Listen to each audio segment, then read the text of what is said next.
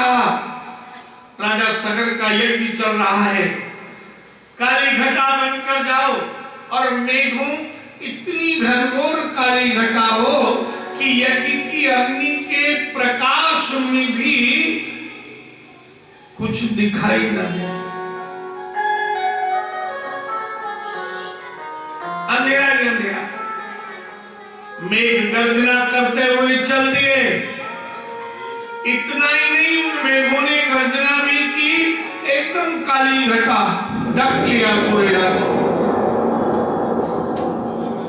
यज्ञ की अग्नि का प्रकाश दुर्मिल हो गया। इंद्र ने तभी घोड़ा चुराया और घोड़ा चुराकर चल दिए। सारी काली घटाएं मेघ वापस हो गए।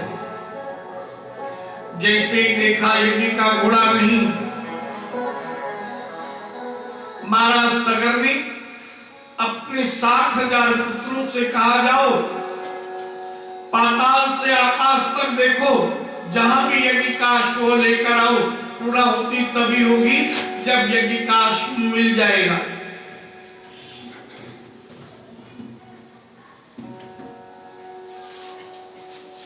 साठ 60,000 पुत्र एक साथ चल दिए। पाताल से आकाश तक देखा और जब दिखाई नहीं दिए तो पृथ्वी पर ढूंढने लगे। और तभी पृथ्वी पर समुद्र के तट पर कपिल मुनि जहां सिद्ध तपस्या कर रहे थे, वही यज्ञ का अश्व बंधा हुआ था। यज्ञ के घोड़े को देखा, मन में क्रोध भर गया। बैठे हुए कपिल मुनि को देखा, लगा यही घोड़ा चुरा कर लाए होंगे और तपस्वी बनकर यहां वेश बदल कर बैठे हुए। कपिल जी का अनेक प्रकार से 60,000 सगर पुत्रों ने अपमान किया, दुर्वचन बोले कि वेश बदल कर साधु बनकर बैठे हो, हमारे पिता के यज्ञ के अश्व को लेकर, बल है तो युद्ध करो, छद्म वेश धारण मत करो, जो भी हुआ प्रकट हो जाओ। जब दुर्शब्द सुनी, कपिल जी ने नेत्र खोले। ये देवहूति के पुत्र हैं, सिद्ध हैं। जैसे ही क्रोध में नेत्र खोले, 60,000 के 60,000 जलकर भस्म हो गए। हड्डियों का पाड़ लग गया। इधर सगर ने देखा, 60,000 में से न किसी का समाचार, न कोई लौट कर आया। अपने पोते अंशुमान को भेजा, जाओ यज्ञ के अश्व को ढूंढो। 60,000 के 60,000 पुत्र कहां गए? घोड़ा भी नहीं आया। अंशुमान ढूंढने गए, अनेक स्थानों पर देखा। इतना ही नहीं, अंशुमान ने पृथ्वी पर ढूंढा तो समुद्र के किनारे पर प्राप्त हो गया घोड़ा। एक संत बैठे हुए तप कर रहे थे। संत के सामने बहुत बड़ा हड्डियों का पहाड़, लेकिन अंशुमान ने अपमान नहीं किया कि वेश है और वेश की पूजा करनी चाहिए। स्तुति की। अंशुमान तपस्ते पे करोति शस्व। ईश्वर की जैसे वंदना करते हैं, कपिल जी की वंदना की। मेरे दादाजी के यज्ञ का अश्व आपके आश्रम के आश्रय में बंधा हुआ है। यदि आप आज्ञा दें तो उस अश्व को ले जाकर मैं अपने दादाजी के यज्ञ को पूर्ण करूं। कपिल जी ने नेत्र खोले और आज्ञा दी, मुझे नहीं मालूम तुम्हारे दादा के यज्ञ का अश्व कैसे आया, ले जाओ। जब इतना सौम्य स्वभाव देखा और सामने इतना बड़ा अस्थियों का समूह, अंशुमान ने हाथ जोड़कर कहा, ऋषीश्वर एक बात जानना चाहता हूं कि आप इतने कोमल हृदय वाले और आपके सम्मुख में ये इतना बड़ा अस्थियों का समूह। कपिल जी ने कहा, अंशुमान ये तुम्हारे पितरों की अस्थियां हैं, तुम्हारे 60,000 पितर आए थे, मुझे दुर्वचन कहने लगे और दुर्वचन सुनकर मुझे क्रोध आया, देखते ही सब के सब भस्म हो गए। अंशुमान ने हाथ जोड़कर कहा, ऋषीश्वर आप हमें बताएं हमारे पितरों का उद्धार कैसे होगा।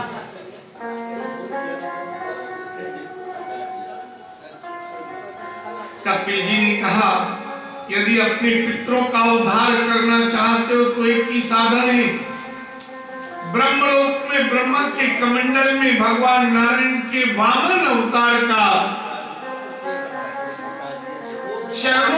चरणोदक है।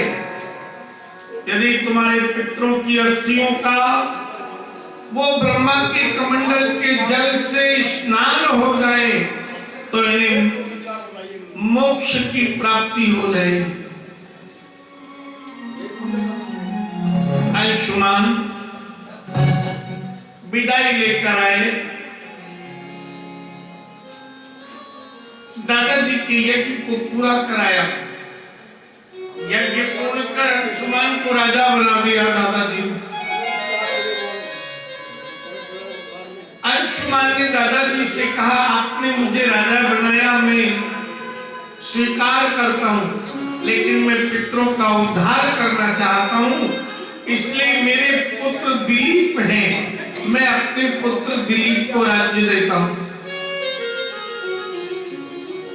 जो दादाजी से राज्य मिला था वो अंशुमान ने अपने पुत्र दिलीप को दे दिया। दिलीप राज्य पर राजा बने। अंशुमान उत्तराखंड में देवभूमि में जो गंगोत्री स्थान है उस स्थान पर आकर तप करने लगे। जीवन पूरा हो गया, लेकिन ब्रह्मा के कमंडल का जल प्राप्त नहीं हुआ।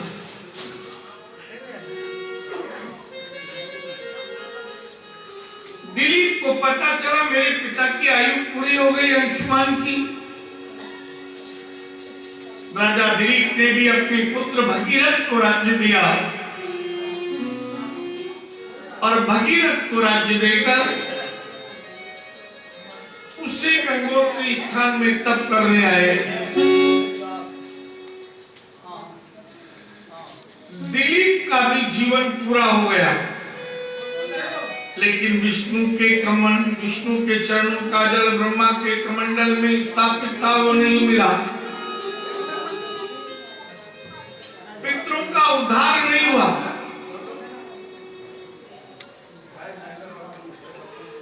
भगीरथ को पता लगा मेरे पिता पूरे हो गए पर पितरों का उद्धार नहीं हुआ। भगीरथ ने भी अपने पुत्र को राज्य दिया और गंगोत्री स्थान में तप करने आए। भगीरथ तप कर रहे थे। ब्रह्मा के कमंडल के जल ने विचार किया, 3 जन्मों से तप कर रहे हैं, इनके पितरों का उद्धार करना चाहिए। कन्या का रूप लेकर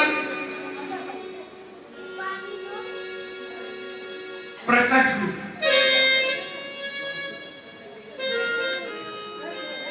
बोले मैं आप तो जाऊं, मेरा वेग कौन धारण करेगा? को पिधारिता बेगम पतंत्या में मही तले। अगर मेरा वेग जो आएगा ब्रह्मलोक से भूमि पर आया तो भूमि फोड़कर पाताल में चला जाएगा, तुम्हारे पितरों का उद्धार नहीं होगा। और तब भगीरथ ने कहा साधवो न्यासिना परमेष्ठिना।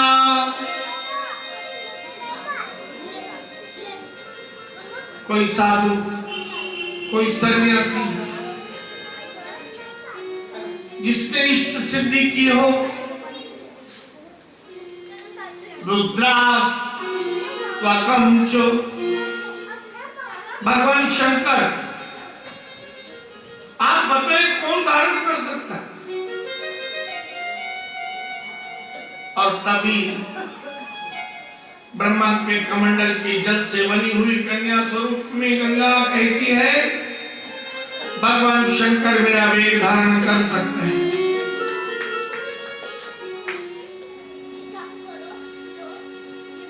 भगवान के चरणों का जल वही धारण कर सकता है जिसने भगवान की कृपा से बीज को भी पी लिया हो। और विषामृत विष भी अमृत हो गया। वैसे रुद्र भगवान की आराधना भगीरथ ने आरंभ कर दी। नमः शिवाय, नमः शिवाय, ओम नमः शिवाय, ओम नमः शिवाय, नमः शिवाय, ओम नमः शिवाय, ओम नमः शिवाय। मेरा न कोई शिव के शिवाय, मेरा कोई शिव के शिवाय। नमः शिवाय भोला, नमः शिवाय, ओ नमः भोला, नमः शिवाय। मेरा न कोई शिव के शिवाय, नमः शिवाय भोला, नमः शिवाय। ओ नमः शिवाय, ओम नमः शिवाय, नमः शिवाय, ओम नमः शिवाय। जय हो।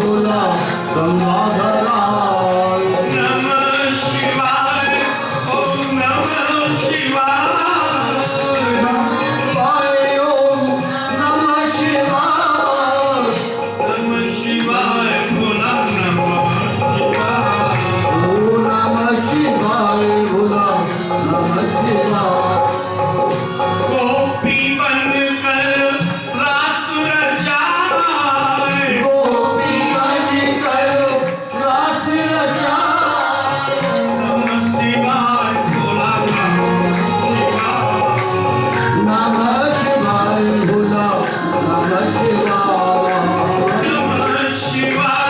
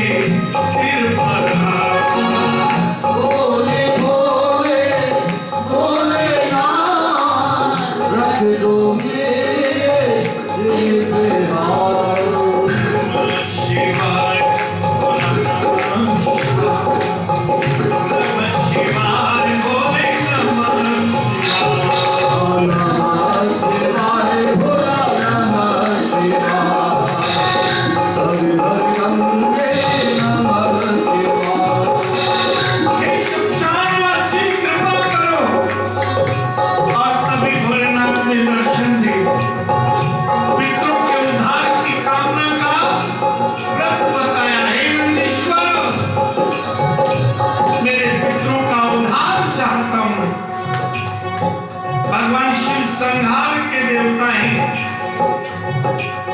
भक्ति मिलेगी नारायण से, शक्ति मिलेगी सामरिया से, और मुक्ति मिलेगी शिव से। पालन, सृजन और संहार ये त्रिदेव है।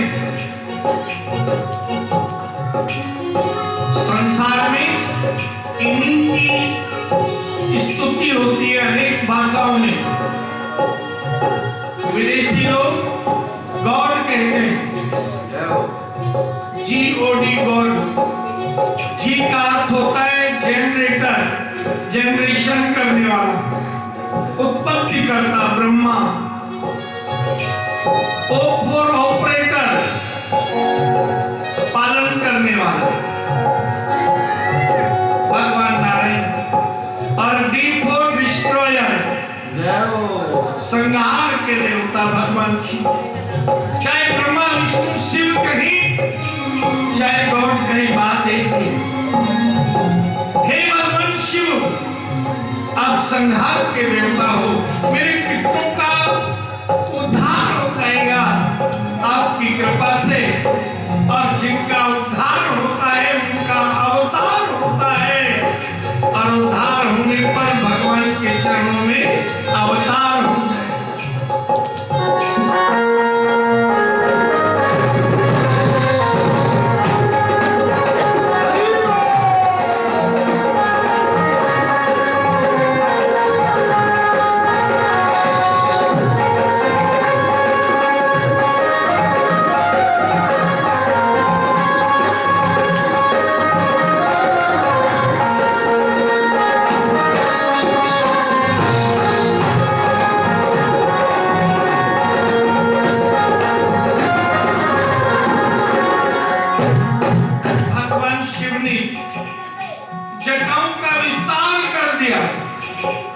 और गंगा की स्तुति करने लगे भगीरथ।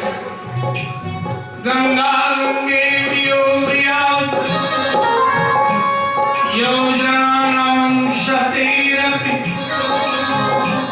मुच्यते सर्व पापेभ्यो मोक्षयिष्यामि मां। हे मां, एक मां जग में जन्म देती है और जीवन देकर जग तारिणी बनती है। बच्चे को भोजन करना सिखाती है, बैठना सिखाती है, खड़े होना सिखाती है, बोलना सिखाती है, व्यवहार करना सिखाती है। एक माँ भवतारिणी है जो जन्म और मृत्यु से बचाने वाली है। हे भवतारिणी माँ, मेरे पितरों का उद्धार करो। गंगा माँ एक धार से ब्रह्मा के कमंडल से शिव की जटाओं में समाने लगी। बोलो शंकर भगवान की जय। भगवान शिव ने आज्ञा दी, एक धार से मैं गंगा को भूमि पर प्रक्षेपण करता हूँ, आगे आगे रथ लेकर जाओ। अब आगे आगे भागीरथ रथ लेकर जा रहे हैं। वही गंगा की धार पर्वतों पर चढ़ती हुई, भूमि में गड्ढों में गिरती हुई, नदियों का समागम संगम करती हुई चल दी। और वही समुद्र के तट पर जहां कपिल जी के आश्रम में 60,000 पितर थे, उनको स्नान करा दिया। उद्धार हुआ, सुंदर देह धारण कर, दिव्य स्वरूप से देवरूप धारण कर देवलोक में गए। गंगा समुद्र में समाहित होने लगी। गंगा और समुद्र का मिलन। ये कथा भागवत में इसीलिए है। हमारे यहाँ हम बहुत भाग्यवान हैं। भारत में मां गंगा है। बाहर के विदेशों में मां गंगा नहीं है किसी देश में। और सच बात तो ये, इस भारत पर इतना अधिक राजस्व गंगा से प्राप्त होता है, इतना धन सबसे अधिक हमारे देश से गंगा जल ही एक्सपोर्ट होता है। संसार का कोई जहाँ गंगा जल न जाता हो हमारे देश से।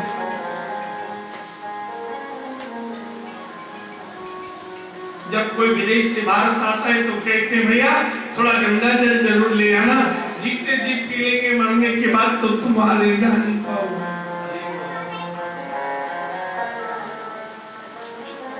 लेकिन हम भारत में जो रहते हैं वो देखते हैं कि कई पुत्र हो तो एक पुत्र एक बार जाके अपने पिता की अस्थियां, अपने माता की अस्थियां छोड़ाता है। उसके बाद गंगा से कोई व्यवहार नहीं, और थोड़े दिनों में देखते हैं वही माता पिता हमें सपने में दिखाई देते हैं। पितृगति पशु गति है। जैसे गाय को कहीं छोड़ाओ लौट कर आ जाती है, सर्प को कहीं छोड़ाओ, कबूतर को कहीं छोड़ाओ, कुत्ते को कहीं छोड़ाओ, घर वापस। छोटा बच्चा घर के बाहर तक जाएगा और फिर लौट के घर के अंदर आगे नहीं जाएगा।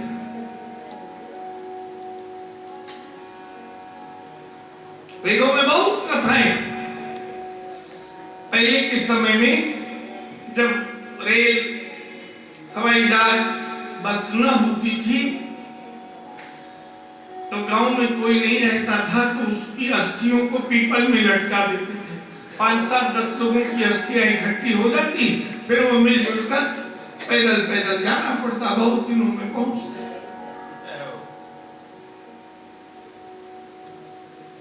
एक गांव में बहुत सारे लोग गांव की सब अस्थियां लेकर गए थे। 2-4 दिन बाद ही एक बुजुर्ग नहीं रहे, उनकी पत्नी और एक बेटा ही घर में। जब अस्थि संचय हुआ तो मां अपने बेटे से बोली, मैं नहीं चाहती कि तुम्हारे पिताजी को पीपल में लटकाया जाए, बेटा तुम अकेले ही पूछते पूछते गांव गांव और गंगा में अपने पिताजी को छोड़ा। अब ये बेचारा थक गया था, कई दिन रात का चलता हुआ, इसने पिताजी की अस्थि लिए उसी नाले में छोड़ दी, बहकर गंगा जी में। उधर पिताजी ने इधर तो बेटा डाल रहा है, वह सपने में आकर बच्चे की मां से कहा, देखो जिस बच्चे को मैंने इतना कष्ट से पाला और केवल एक आशा से कि ये मुझे मरने के बाद मुक्त करेगा, इसने मुझे नाले में डाल दिया। अम्मा तो जागी। कई दिनों में ये पुत्र लौट कर आया, मां दरवाजे पे खड़ी, बोले तुझे बिल्कुल लज्जा नहीं है, अपने पिता को तू नाले में डाल कर आ गया। इतने दिन पहले उस रात में तेरे पिता ने मुझसे कहा। बालक बोला, मैंने उसी समय डाला था। आपको किसने कहा? बोले तुम्हारे पिताजी खुद ही कह गए। बोले अजीब है पिताजी, अरे लौट कर यहाँ मेरी शिकायत करने आ गए, अगर उतनी आगे चले जाते तो गंगा जी में न पहुंच जाते।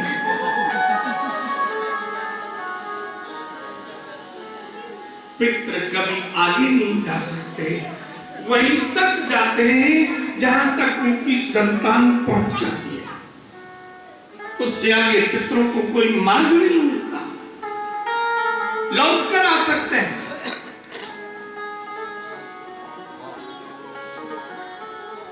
हम लोग गंगा जी में जाकर छोड़ाते हैं और वो हमें सपने में दिखाई देते हैं, क्योंकि गंगा उनके माता पिता को मुक्ति नहीं देती।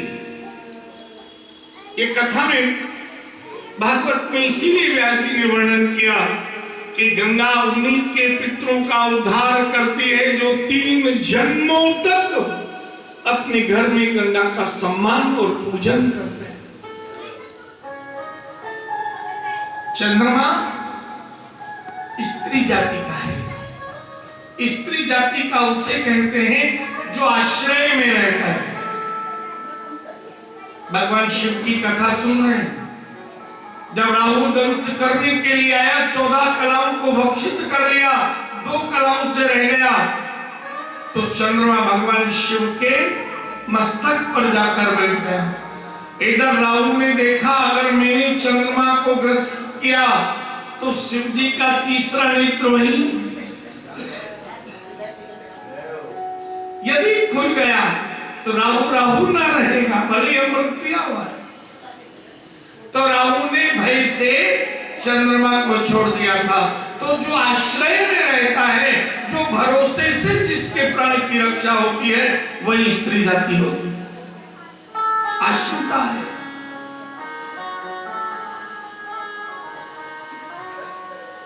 श्रापित भी है। चंद्रमा ने एक अपराध किया था। अपने गुरुदेव बृहस्पति जी की पत्नी को इसने प्रसन्न कर गुरु घर से गुरु पत्नी को ही चुरा कर ले गया। इतना सुंदर था कि गुरु पत्नी इसके साथ ही, और संयोग से बुध नाम का जो ग्रह है वो गुरु पत्नी के द्वारा जन्मित हुआ। तो गुरुदेव ने श्राप दिया, जा तू पुरुष होकर भी स्त्री के ही बल से बलयुक्त रहे।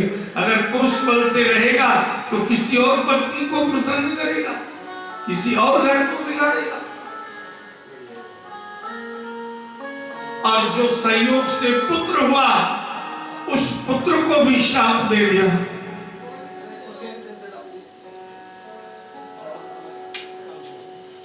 आइए जानिए, एक देवता है सूर्य, एक देवी है चंद्रमा। पुरुष सूर्य की पूजा को कर सकते हैं, लेकिन स्त्रियों को कभी सूर्य की पूजा नहीं करना चाहिए। स्त्री हमारे इस भारत देश में केवल बिहार ऐसा देश है जहां छठ पर सूर्य की पूजा होती है, कार्तिक मास में। लेकिन वो स्त्रियां भी पहले डूबते सूरज की पूजा करती हैं और फिर उगते सूर्य की पूजा करती हैं। निराहार रहती है, 36 घंटे का व्रत होता है जिसमें जल भी नहीं पिया जाता। केवल वर्ष में एक बार पूजा करती हैं और नहीं करती। इसलिए करती है सूर्यदेव, आपके डूबते समय कभी कोई पूजा नहीं करता। हम पूजा कर रहे हैं क्योंकि हम उगते हुए सूर्य की पूजा करना चाहते हैं। इसलिए आप हमें बल दें कि स्त्री होकर भी हम आपकी पूजा करें, पर उसका प्रायश्चित स्वरूप हम पहले डूबते सूर्य की पूजा करें। अगर कोई आप लोगों में से स्त्री होकर सूर्य की पूजा करे तो उसके जोड़ जोड़ में दर्द रहता है, गैस ट्रबल रहता है, आंखें कमजोर हो जाती हैं, कान कमजोर, एक चीज तो जरूर कम हो जाएगी।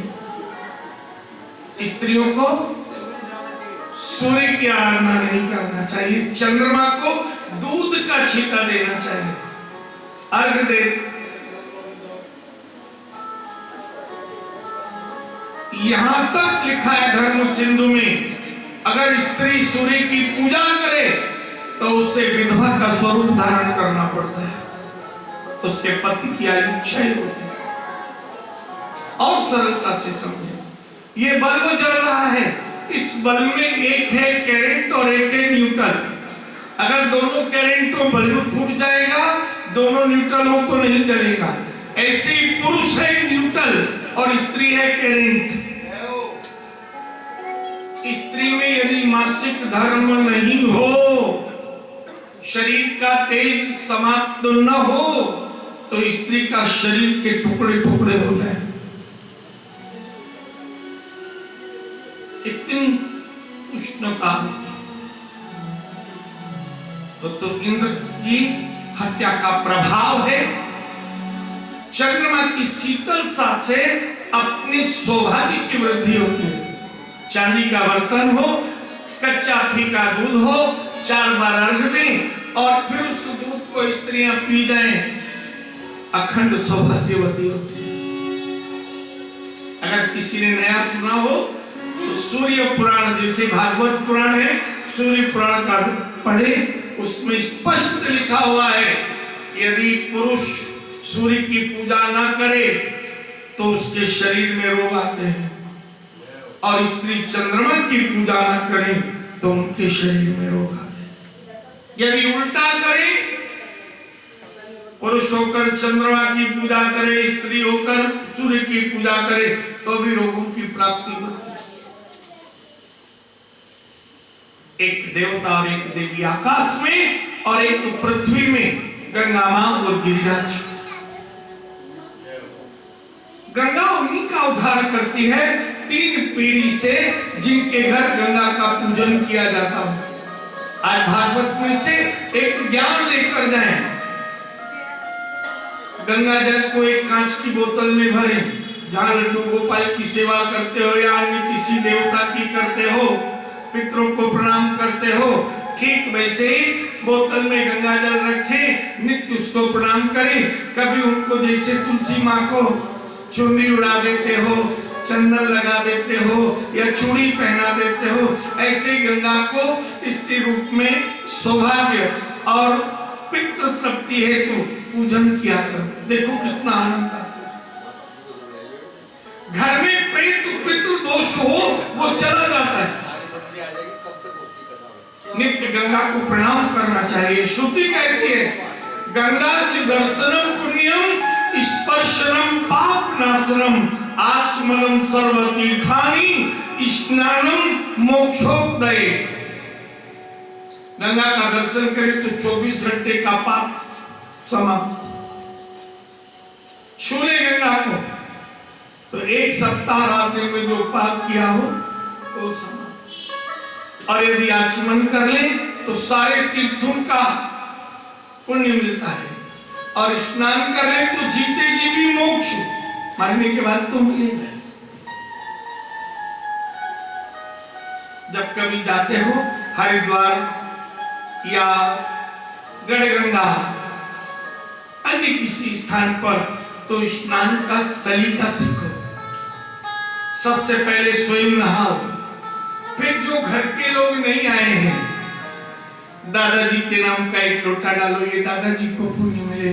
दादी घर में हो तो उनको, भाई को, बहन को, पति को, पुत्रों को, पत्नी को, जितने हैं, और जीते भी सबको शरीर से स्नान कराओ अपने से।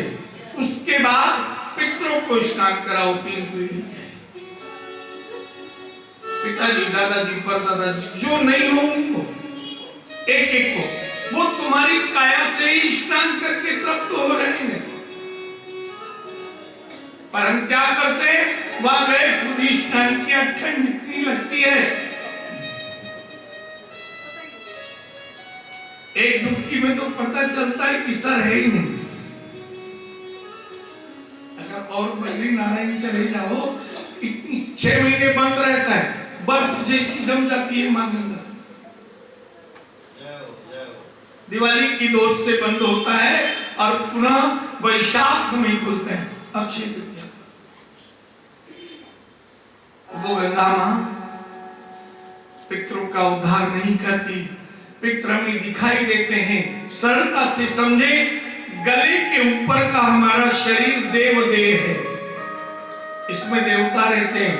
जहां पर हम याददाश्त रखते हैं, जहां हम भोग लगाते हैं, जहां हम देखते हैं, जहां हम सुनते हैं। गले के नीचे नाभि तक ये ग्रह देह है, सूर्य, चंद्र, मंगल, बुध, बृहस्पति, शुक्र, शनि, राहु, और नाभि के नीचे का शरीर पितृदेह है। अगर पितृदोष होगा तो नाभि के नीचे का शरीर में रोग रहेगा, पुरुषों को भी, स्त्रियों को भी। संतान नहीं होगी, होगी तो कन्या नहीं, कन्या होगी, अथवा बवासीर का रोग होगा, भगंदर होगा।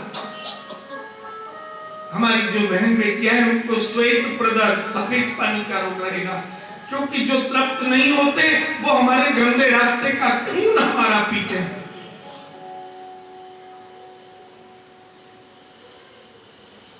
उसी से प्राप्त होते हैं। पैरों में दर्द रहता है, बाइटे आते हैं, खाल निकलती है, इसे सांप के चूली बदलता है,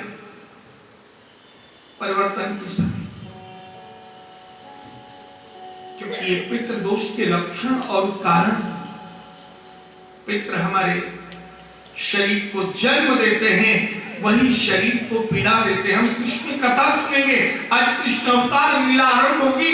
ये पित्रावतार है भगवान कृष्ण, अपने परिवार की वृद्धि करेंगे। यहां तक 16,108 विवाह, 1,61,080 पुत्र, और स्वयं की इच्छा से श्रापित करा के सबको समाप्त कर देंगे। दर्शन कथा है भागवत, मुक्ति का ग्रंथ है श्रीमद् भागवत में। इसीलिए 3 पीढ़ी के गंगा के अवतरण की कथा का वर्णन व्यास जी ने किया है कि जिनके घर में पितरों का उद्धार गंगा ने इसलिए नहीं किया कि वो 3 पीढ़ी से पूजा नहीं कर रहे थे। अगर वो गंगा अवतरण की कथा सुन लें और कथा सुनकर एक नियम लें कि गंगा का नित्य स्मरण किया करेंगे, 5 बार गंगा मां का नाम लिया करेंगे, जो जग तारनी मां है, भव तारनी मां है, तो उनका स्वयं का उद्धार तो होगा ही, पितरों का भी उद्धार कर देगी। बोलो गंगा मैया की जय। घर में एक बाटली में गंगा जल रखो, नित्य पूजा करो। अब आप कहेंगे गंगा जल पवित्र क्यों है? कल कथा आपने सुनी थी, इंद्र ने जब जल ने ब्रह्म हत्या का दोष लिया तो वो जल वही था जो पृथ्वी पर और समुद्र में था, ब्रह्म हत्या उसी को मिली।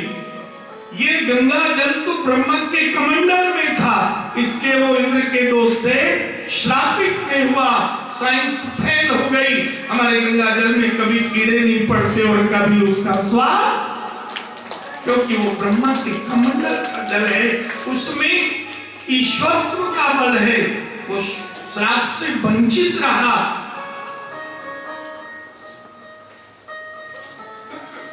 तो ऐसी गंगा मां, आप लोग प्रेम से गंगा मां का स्मरण करें और बने तो एक नियम लें कि 5 बार हम गंगा का स्मरण अवश्य करें। श्री गंगा मैया तेरी लहर मन भाई, गंगा मैया तेरी लहर मन भाई, गंगा मैया तेरी लहर मन भाई, गंगा मैया तेरी लहर मन भाई। भागीरथ तपस्या कीनी, भागीरथ तपस्या कीनी, भागीरथ तपस्या कीनी, भागीरथ तपस्या कीनी। शिव ने शीश चढ़ाई मैया, शिव ने शीश चढ़ाई, श्री गंगा मैया तेरी लहर मन भाई, श्री गंगा मैया।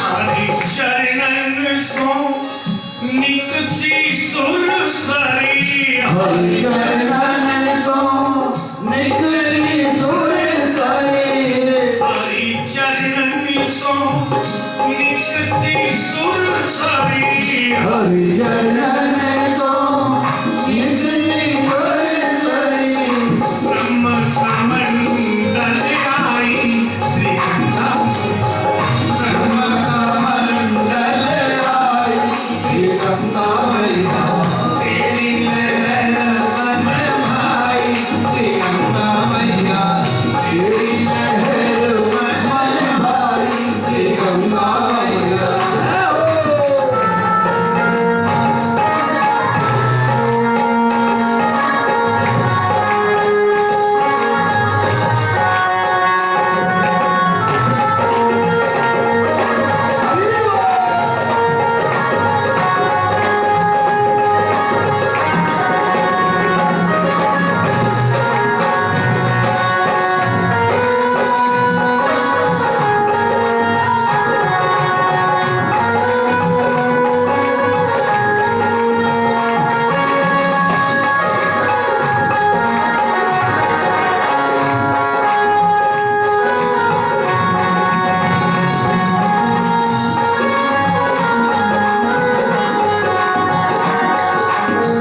हरि क्षेत्र होए पर क्षेत्र होए हरि क्षेत्र होए हर क्षेत्र होए काशी भेटी जाई काशी भेटी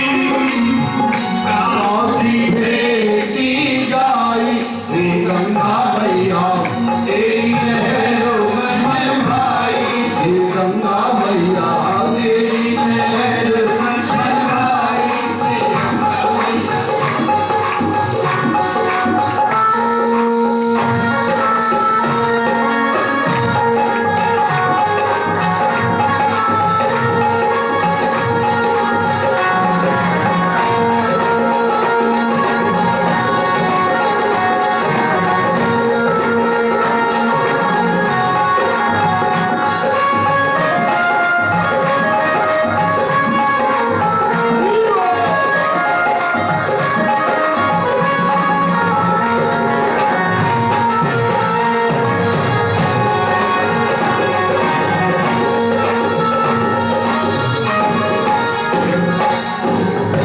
भारत भूमि पावन दीनी भारत भूमि पावन की भारत भूमि पावन दीनी भारत भूमि पावन की तारे अधम अधाई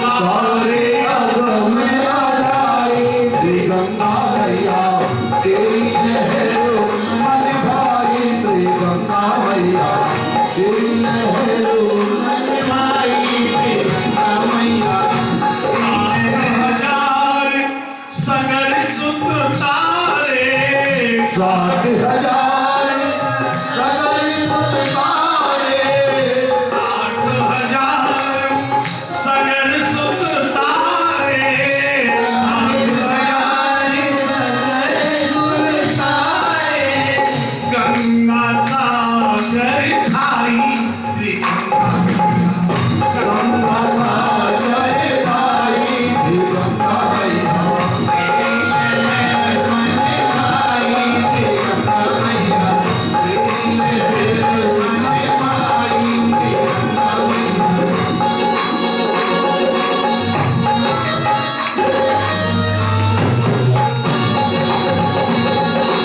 में था इसलिए वो इंद्र के दोष से श्रापित नहीं हुआ साइंस फेल हो गई हमारे गंगा जल में कभी कीड़े नहीं पड़ते और कभी उसका स्वाद क्योंकि वो ब्रह्मा के कमंडल का जल है उसमें ईश्वरत्व का बल है वो श्राप से वंचित रहा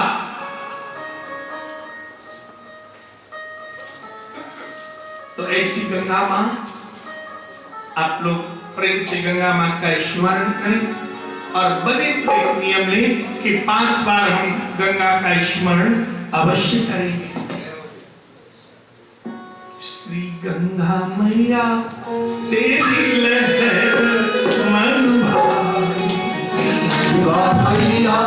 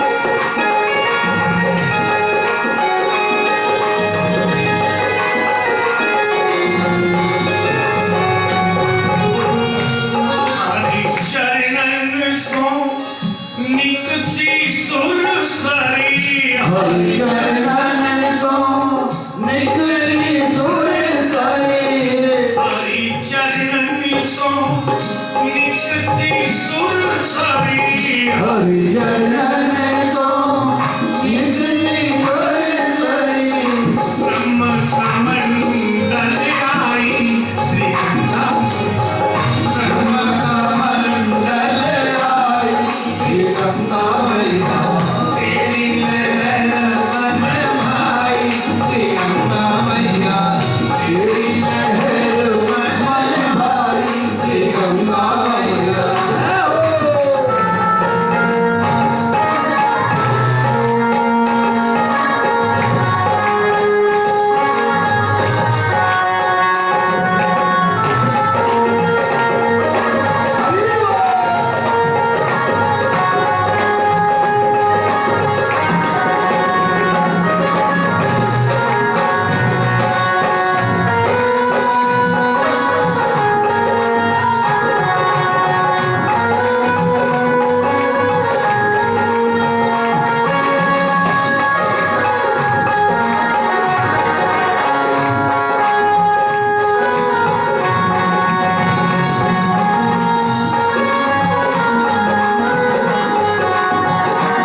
हरि क्षेत्र होए सुंदर क्षेत्र होए हरि क्षेत्र होए सुंदर क्षेत्र होए काशी भेटी जाई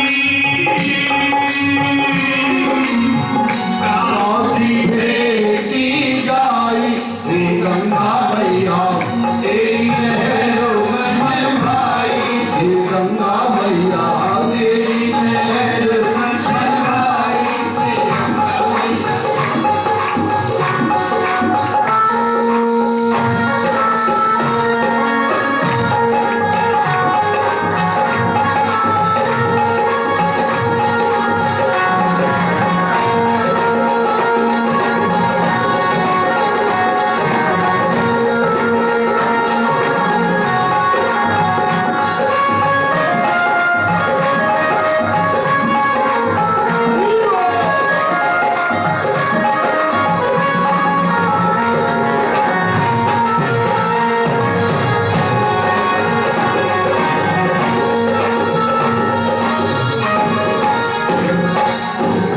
भारत भूमि पावन दीनी भारत भूमि पावन की भारत भूमि पावन दीनी भारत भूमि पावन की तारे अधम अधाई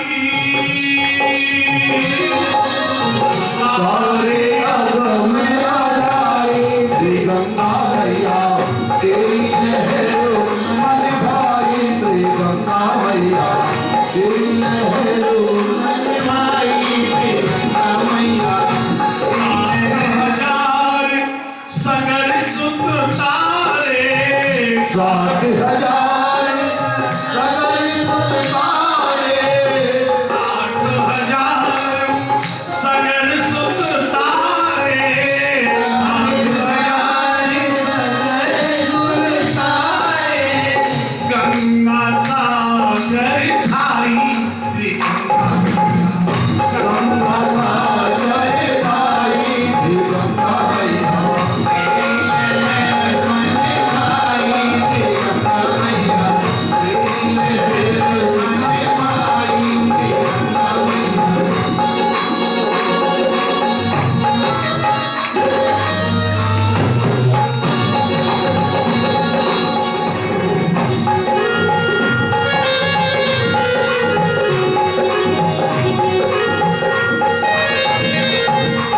श्री गंगा की महिमा पे बरनी न जाई पे भरली न जाए श्री गंगा मैया तेरी लहरों में भाई श्री गंगा मैया तेरी लहरों में भाई श्री गंगा मैया तेरी लहरों में भाई श्री गंगा मैया तेरी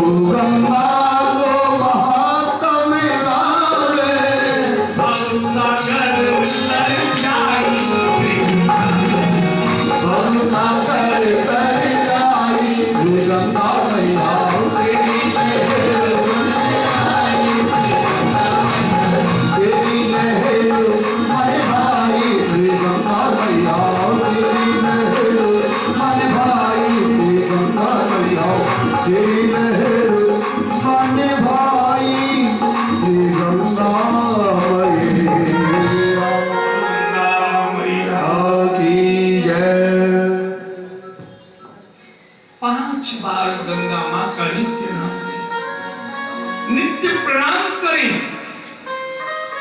गंगा की सेवा करने से पितृ तृप्त होते हैं।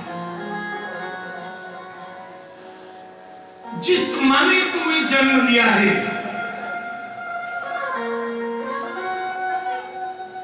वो भगवान है, और जो मां तुम्हारा उद्धार करेगी वो भी भगवान है। कई बार हमारे मन में एक भाव आता है कि स्वयं भगवान तो कभी क्षीर सागर में, कभी वैकुंठ में, और हमें छोड़ दिया है। और कितना बंधन हमें बांध दिया।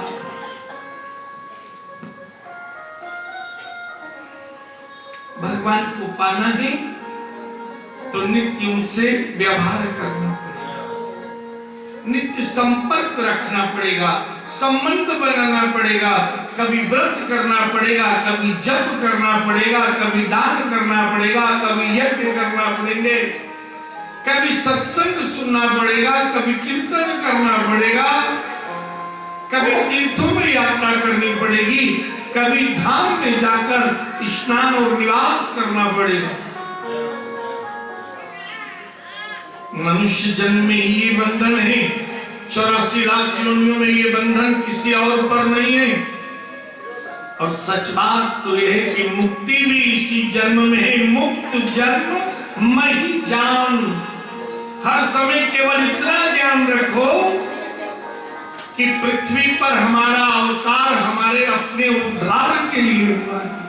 पृथ्वी पर हमारा अवतार अपने उद्धार के लिए, हर पल बस इतना ध्यान रखें।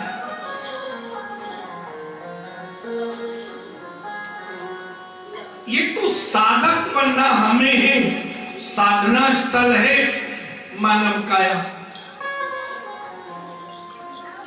साधन मिल गया है, साधक बनना है और सिद्धि पाना है।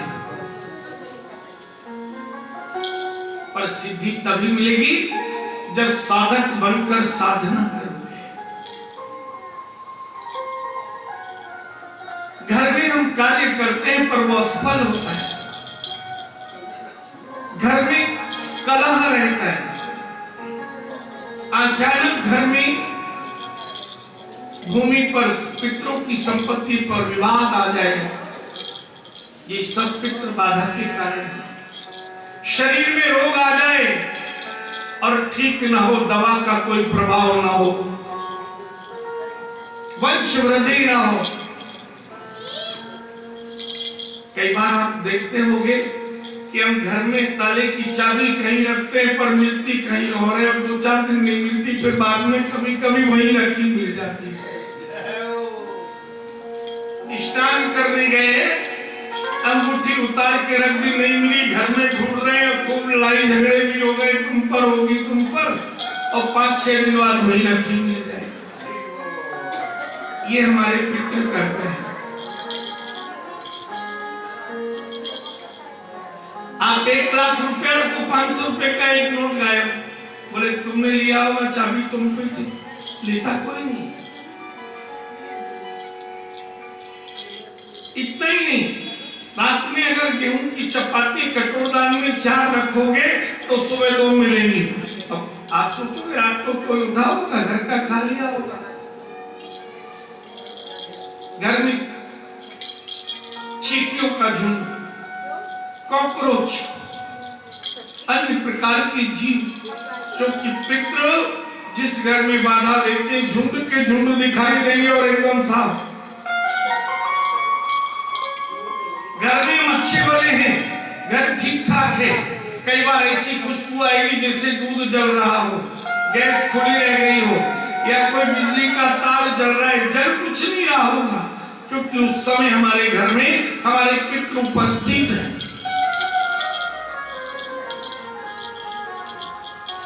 कई बार सुंदर सुगंधी आएगी,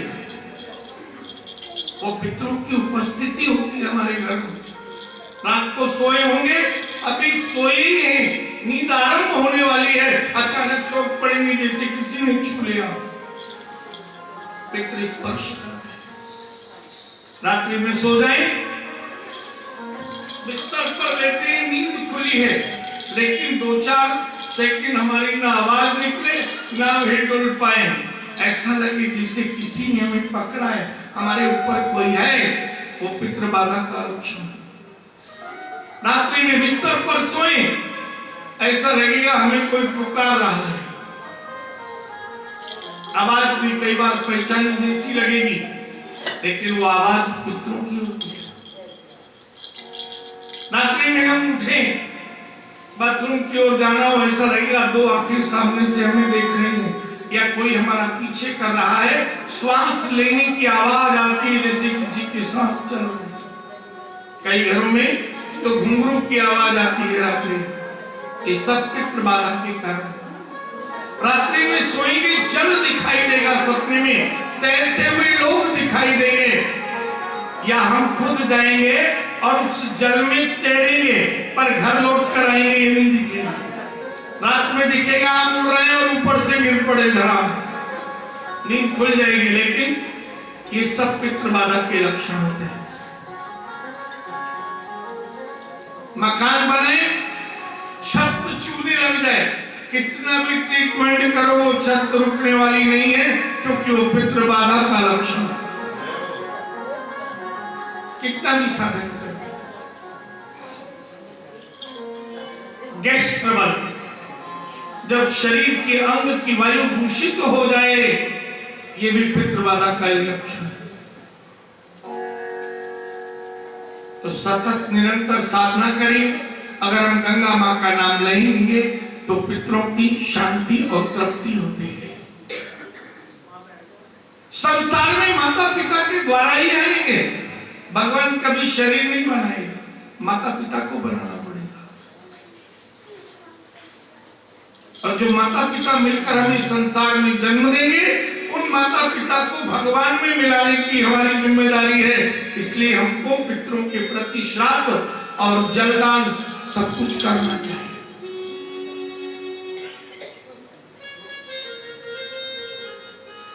बोली गंगा मैया की नित्य नाम ले, साक्षी देगी हमारे, और जाने का एक ही मार्ग है, बिना गंगा मां के हमारा उद्धार होने वाला। ऋषि वंश में महाराज अर्ज और उनके पुत्र हुए दशरथ। सुखदेव जी कहते हैं, राजा परीक्षित, दशरथ भी सत्य प्रिय थे, हरिश्चंद्र की बात, प्राण चला जाए पर सत्य नहीं बोलेंगे, ये रघुवंश का नियम था। रघुकुल रीत सदा चली आई, प्राण जाए वरु वचन न जाएगी। और उस सत्य व्रत को धारण करने पर स्वयं भगवान ने अंशासीन 4 अंशों में धर्म अर्थ काम मोक्ष के रूप में राम लक्ष्मण भरत शत्रुघ्न के स्वरूप में अवतार धारण किया। परीक्षित प्रश्न करते हैं, राजा दशरथ कि यहां भगवान ने अवतार क्यों लिया? अवतार का कारण क्या था? सुखदेव जी कहते हैं, राजा परीक्षित, जिन भगवान नारायण ने जय विजय के श्राप मिलने पर 4 बार जन्म लेने का संकल्प लिया था, जिनको सतयुग में वाराह रूप से हिरण्याक्ष को और नरसिंह रूप से हिरण्यकश्यप का वध किया था, वही पुनः पुलत्स्य ऋषि के वंश में, पुलत्स्य ऋषि के पुत्र विश्रवा की 2 पत्नियां थी, केसनी और इडबिडा। केसनी से अवतार हुआ कुबेर का, और इडबिडा से जन्म हुआ रावण कुंभकर्ण। विभीषण, शूर्पणखा, यही पुनः रावण कुंभकर्ण के रूप में अवतरित हुए। पुलत्स्य जैसे पवित्र कुल में आए, क्योंकि पूर्व जन्म में भगवान के द्वारपाल थे, श्रापित थे। 4 वेद 6 शास्त्र के ज्ञाता त्रिकालदर्शी था रावण। रावण की 4 इच्छाएं पूरी नहीं हो सकी और श्री राम के हाथों मारा गया। रावण की पहली इच्छा थी, स्वर्ग तक सीढ़ी बनाना चाहता था ताकि दैत्य सीढ़ी चढ़कर पहुंच जाए, उन्हें तो स्वर्गद्वारी को मिलता, लेकिन इच्छा पूरी नहीं हुई। दूसरी इच्छा थी रावण की, अग्नि पे से धुआं हटाना चाहता था, उसकी सोने की लंका काली ना हो जाए अग्नि की धुआं से, पर अग्नि से धुआं अलग नहीं कर सका। तीसरी रावण की इच्छा थी, समुद्र के पानी को मीठा करना चाहता था, क्योंकि खारा पानी धातु को गलाता है। लंका समुद्र में थी, उसका सोना गल रहा था धीरे धीरे, बोले गली ही जाएगा तो बचेगा नहीं, पर समुद्र का जल रावण मीठा नहीं कर पाया। चौथी रावण की इच्छा थी कि सोने की मेरी नगरी इतनी सुंदर है, अगर इस सोने में सुगंधी और हो जाए तो यहाँ रहने का आनंद ही।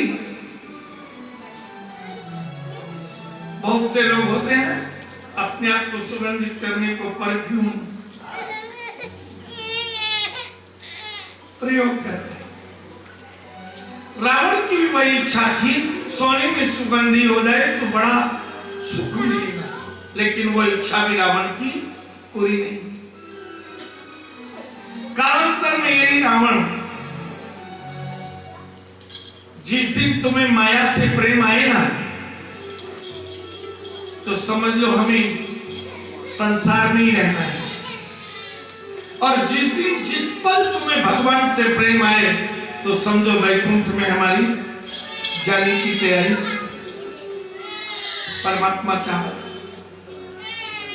रावण त्रिकालदर्शी भी होकर माया के वशीभूत हो गया और उसने अपने तीनों भाइयों की सारी संपत्ति ले ली।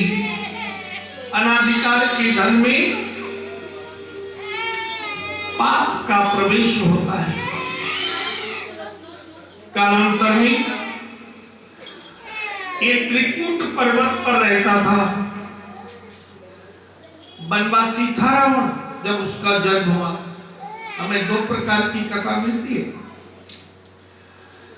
वन में रहता था, पर्वत पर, पहाड़ पर, झोपड़ी में। पुलत्स ऋषि का भी आश्रम वैसा ही विष्णु का।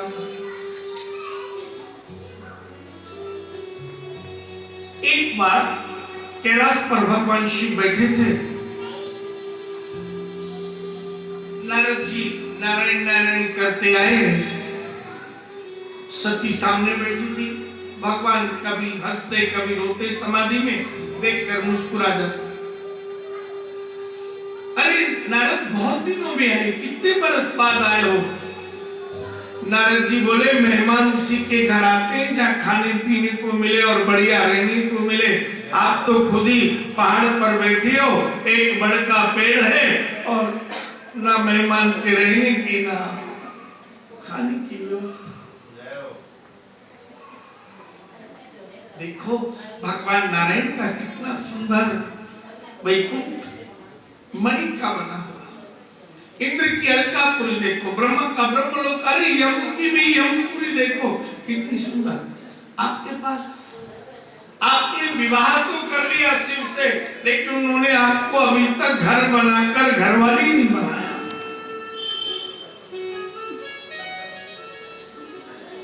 नारद जी तो चले गए। शिव जी से कहा सती ने, सुनो जी, मैं चाहती हूं कि मेरा इतना बड़ा घर बने कि 33 करोड़ देवता हमारा परिवार है, एक साथ 33 करोड़ लोग रह जाए।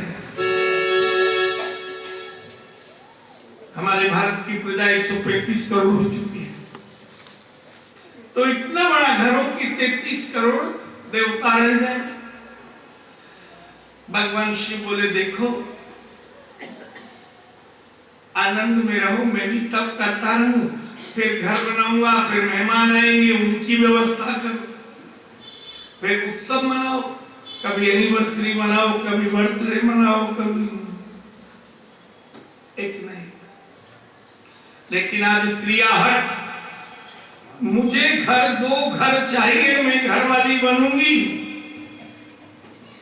भगवान शिव ने विश्वकर्मा जी को बुलाया। ये कारीगर हैं जो देवताओं के भवन बनाते हैं। विश्वकर्मा जी आए, सती ने कहा ऐसा घर बनाओ जो त्रिलोकी में किसी का नहीं। अब सारा हिसाब लगाया।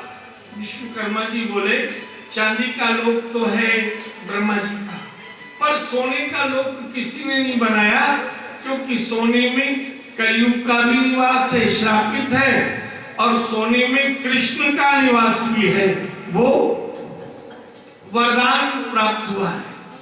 ये कथा भी मैं आपको सुना। स्वर्ण को वरदान भी प्राप्त हुआ, ये कृष्ण का रूप भी है और ये कलयुग का रूप भी है।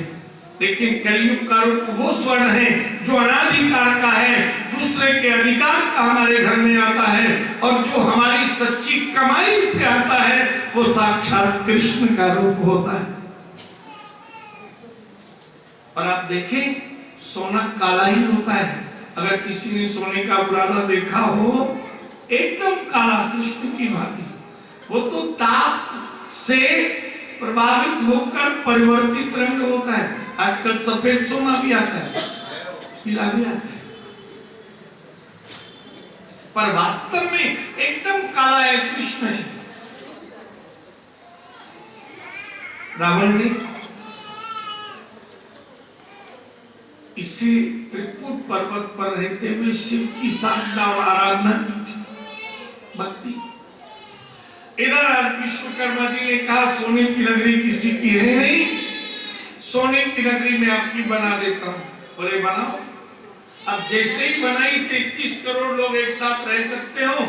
देवताओं को पता चला तो देवता बोले विश्वकर्मा जी से, हमें गोखा मोखा झरोका खंबा कुछ भी बना के हमें उस भवन में स्थापित कर दो जहां जगत पिता और जगत माता की लीला होगी, भगवान शिव और सती की।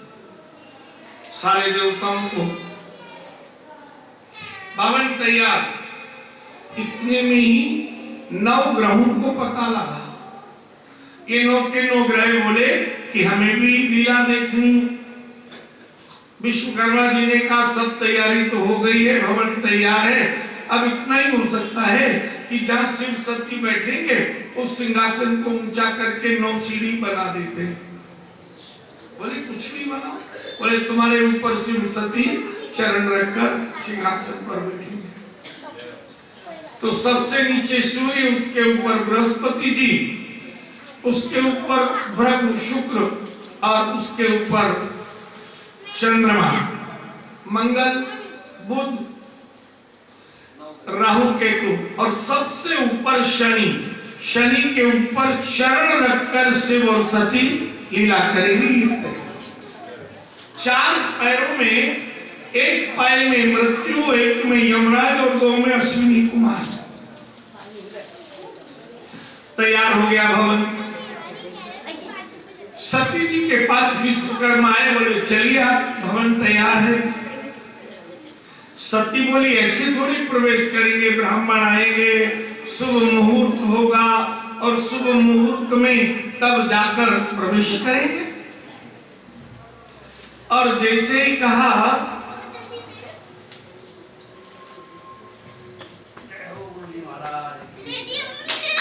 जैसे ही प्रवेश तब करेंगे जब ब्राह्मण है। भगवान शिव ने बृहस्पति जी को बुलाना भेजा, उनका यज्ञ चल रहा था। बृहस्पति जी बोले मैं 4 महीने बाद आऊंगा, तब मुहूर्त करा के आपका प्रवेश करा दूंगा। अब किसी के पास रहने को छोटा मोटा हो और बड़ा बन जाए तो धीरज रहता है, कोई बात नहीं, इतने दिन से रहते हैं। अब जिस पे घर ही नहीं हो और तैयार हो जाए, वो 4 महीने कैसे प्रतीक्षा करे। सती जी ने शिव जी से कहा, गुरु जी बृहस्पति जी नहीं है तो कोई बात नहीं, कोई और विद्वान ब्राह्मण को बुला दो जो मुहूर्त करा दे। भगवान शिव बोले मेरे शिष्य हैं रावण, 4 वेद 6 शास्त्र 18 पुराण के ज्ञाता है, मैं उन्हीं को बुला देता हूं, विद्वान है। अब रावण के पास भगवान शिव पहुंचे, अपने इष्ट अभिष्ट गुरुदेव को देखा, बोले मुझे बुला लिया होता। त्रिकूट पर्वत चंदन वंदन अभिनंदन आने का कारण, बोले तुम्हारी गुरु माता ने भवन बनाया है और उसका गृह प्रवेश करना है। आज तक रावण ने गुरुजी देखे थे, गुरु माता नहीं देखी थी, और मन में ये भाव था गुरुजी अकेले ही होंगे। पता है क्यों था गृहस्थी है। जब कहा तुम्हारी गुरु माता ने भवन बनाया कैलाश पर, कोई शुभ मुहूर्त बता दो। बुधवार को छोड़कर हर दिन अभिजीत मुहूर्त होता है, दोपहर में 11:30 से 12:30, मध्याह्न घटिका द्वयम, ठीक बीच में आधा दिन और आधी दिन के मध्य में 1 घड़ी पहले एक बात। रावण ने विचार किया बृहस्पति जी का पद है, देवताओं के गुरु वही है और मुझे बृहस्पति का पद मिलेगा, तो एक दिन बाद कई अभिजीत मुहूर्त बता दिया, बोले कल ही का। अब सारे सामान की लिस्ट दे दी। भगवान शिव ने ले जाके सती को दी, वो तो अन्नपूर्णा है, भद्रकाली, महाकाली, दुर्गा, भवानी, उन्होंने सब व्यवस्था कर दी घरों। दूसरे दिन रावण आया और उसके सबसे पहले आज गुरु माता के दर्शन दिए। बोले इतनी सुंदर इन बाबा जी के पास, मेरे यहाँ तो एक भी नहीं है पर्वत पर ऐसे। अब देखते भाव देखिए श्राप का प्रभाव, घर जोड़ा हुआ, गृह प्रवेश हो गया, ऐसा भवन देखा, त्रिकाल दृष्टि से देख लिया, सारे देवता इस भवन में हैं, नवग्रह हैं, साक्षात काल और यम सिंहासन के पाए बने हुए हैं। इतना ईश्वरी गुरु जी के पास, इतना वैभव।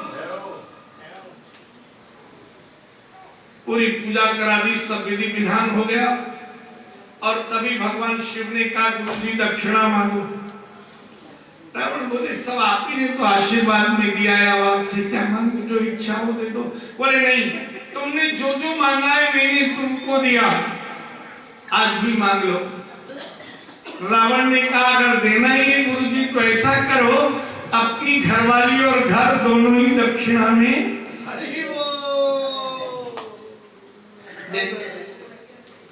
अब भगवान शिव ने कहा तथास्तु, ले जाओ, पीछा छुपा कहा इतना। अब रावण बलशाली था, इसने योग दृष्टि से जान लिया कि ये घर विश्वकर्मा ने ऐसा बनाया है कि जल में भी नहीं डूबेगा, और बनाया इसलिए था विश्वकर्मा ने कि भगवान शिव को जब क्रोध आता था तो सारी पर्वत की बर्फ पिघलकर सागर बन जाती थी, तीसरा नेत्र खोलते तो पानी में घर डूब जाता। तो घर ऐसा बनाया कि वो पानी में भी, इसने इस सोने की नगरी को उठाया और समुद्र में स्थापित कर दिया। लौट के आया, सती जी को कंधे पर चढ़ाया और चल दिया। सती जी ने भगवान नारायण का ध्यान किया, आपने ऐसे पति दिलाए तो हमें ही दान कर दिया। भगवान नारायण ने नारद जी को भेजा, अरे रावण ये किससे ले जा रहे हो? सती को आई गुस्सा कि मुझे नारद जी पहचानते नहीं तो भी पूछ रहे ये किससे ले जा रहे हो?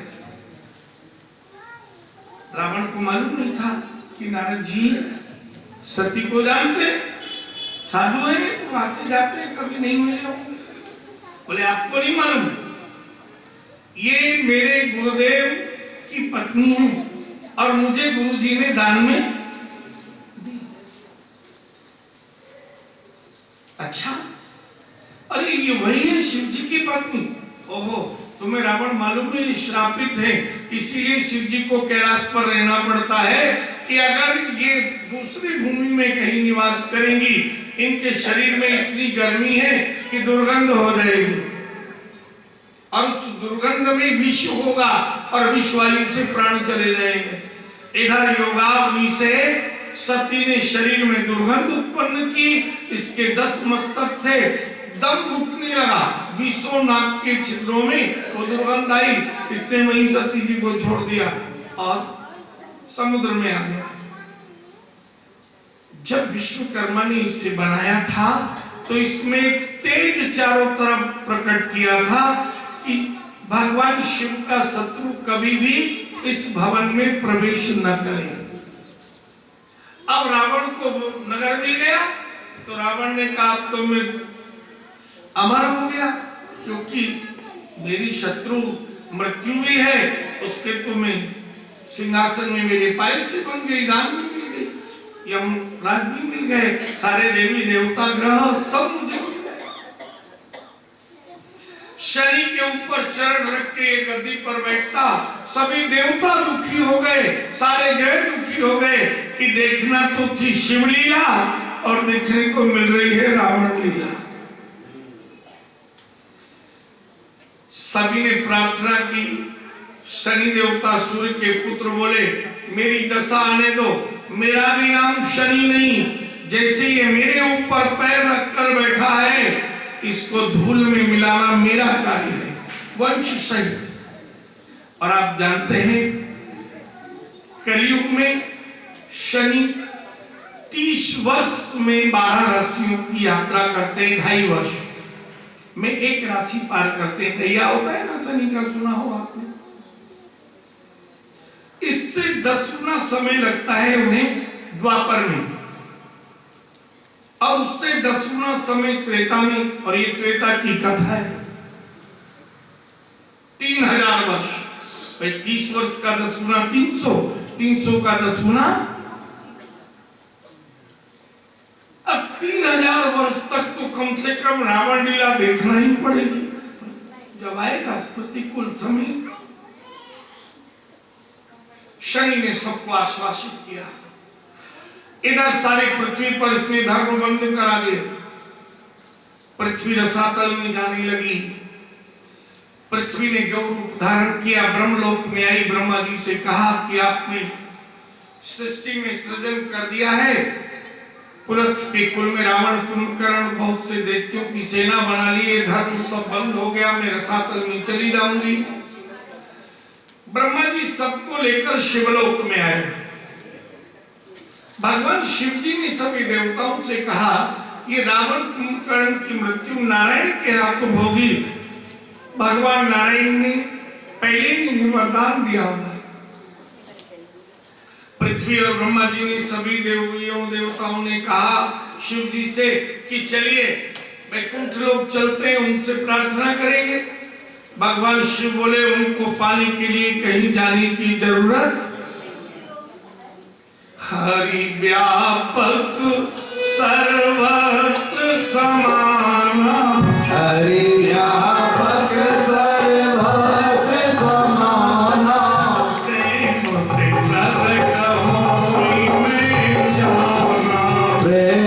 के प्रगट होई नहीं जाना। प्रेम से प्रकट होते सर्वत्र समान रूप से व्याप्त हैं, और उदाहरण भी दे दिया गोस्वामी जी ने अगली चौपाई में, अग जग में सब रहित विरागी, अग जग में सब रहित विराजे, प्रेम से प्रभु प्रगटै जिमि आसी, प्रेम से प्रभु प्रगटै जिमि आसी। जैसे पत्थर पर पत्थर की चोट लगे तो अग्नि प्रकट होती है, ऐसे ही प्रेमी प्रभु का प्रेमी बनकर प्रभु का स्मरण करे तो प्रभु प्रकट हो जाते हैं। अब सब देवताओं ने स्तुति आरंभ की, जय जय अविनाशी, हे अविनाशी भगवान घट घट में निवास करने वाले आपकी जय हो। भगवान ने स्तुति को सुन लिया और तभी आकाशवाणी हुई, सभी देवताओं निर्भय हो जाओ, मैं शीघ्र अवतार दूंगा। अपना आने का रहने का पता भी बता दिया आकाशवाणी से। कश्यप अदिति महातप कीना, कश्यप अदिति महातप कीना, जिन कहु में गुरुवर दीना,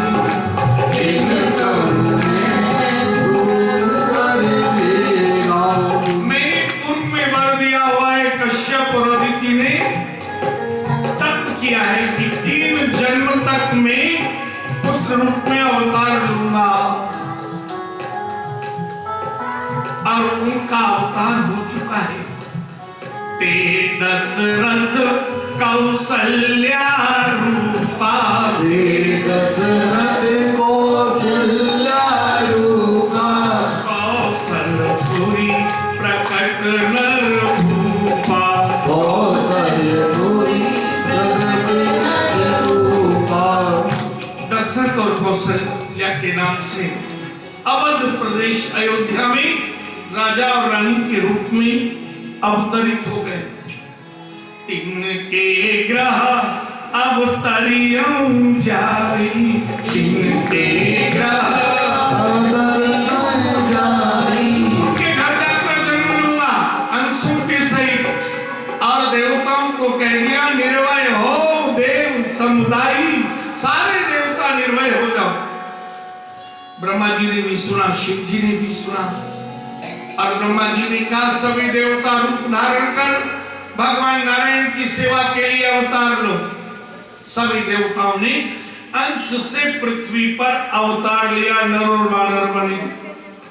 जाम्बवान जी ने वृक्ष का अवतार लिया। ये जाम्बवान वृक्ष है ब्रह्मा के अवतार, ब्रह्मा के अंश से जन्म हुए। स्वयं भगवान शिव ने कहा मैं वानर बनूंगा, हनुमान बने। पवन देवता नर नाम के वानर बने। अग्निदेव नील नाम के वानर बने। सूर्य ने सुग्रीव नाम के वानर का अवतार लिया। इंद्र बाली नाम के वानर बने। सबने वानर का रूप धारण कर प्रभु की सेवा करने के इधर प्रतीक्षा करने लगे। गोस्वामी तुलसीदास जी भी वर्णन कर रहे हैं और भागवत में सूक्ष्म वर्णन है। चौथी अवस्था आ गई थी राजा दशरथ की।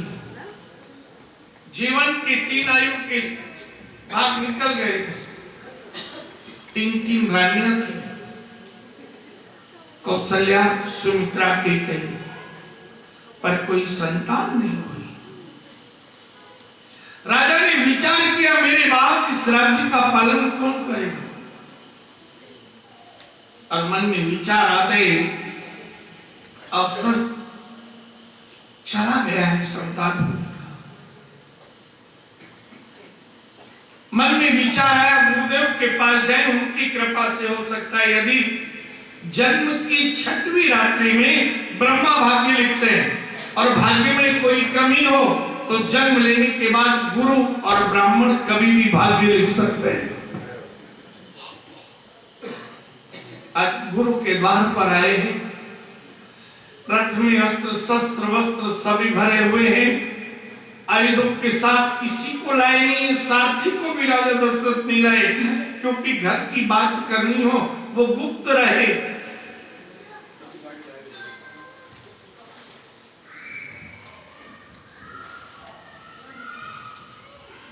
गुरु जी चंदन बंदन अभिनंदन किया। गुरु जी ने कहा सब ठीक है। जी गुरु जी। बोले कोई समाचार?